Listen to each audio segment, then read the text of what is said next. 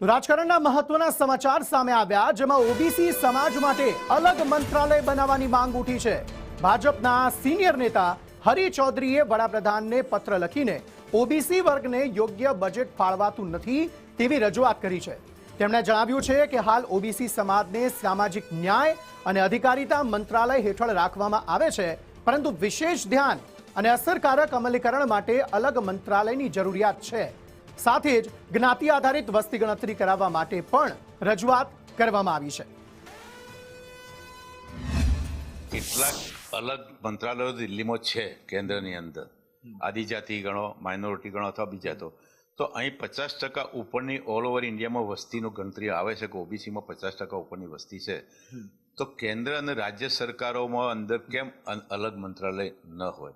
અત્યારે સામાજિક જે ન્યાયનું મંત્રાલય છે એ બધું ભેગું હોવાથી 80% વસ્તી એમાં આવી જાય, વિચરતી જાતિ હોય, SC ST હોય, બધા અંદર આવી જતા હોય, તો એ બધાને ન્યાય મળી શકતો નથી। અને બીજું કે અલગ ઓબીસી મંત્રાલય હોય તો જેમ પેલા લોકોની અંદર પ્રતિનિધિત્વ મળે છે, એમ ઓબીસીનું પ્રતિનિધિત્વ અત્યારે ઓબીસીનું પ્રતિનિધિત્વ પંચાયતોમાં એમાં મળ્યું, પણ વિધાનસભા કે લોકસભામાં પણ મળતું નથી। તો અલગ મંત્રાલય અને અલગ પ્રતિનિધિત્વ જેમ બીજે પંચાયતો અથવા તો જે રીતે મળ્યું એ રીતે અલગ મળવું જોઈએ। તમારે જ્યારે વસ્તીનું પ્રમાણ 50% ઉપર હોય ત્યારે મંત્રાલય અલગ હોવાથી એનું બજેટ બીજી બીજું બધું આખું ઇકોનોમી ગણવામાં નાનામાં નાના માણસ સુધી પહોંચી શકાય।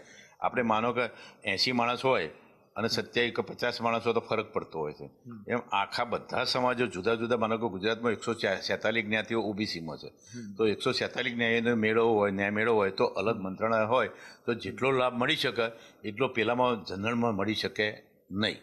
અત્યાર સુધી બજેટ જે ફળવાતું હતું તે પૂરતો ન્યાય મળતો હતો?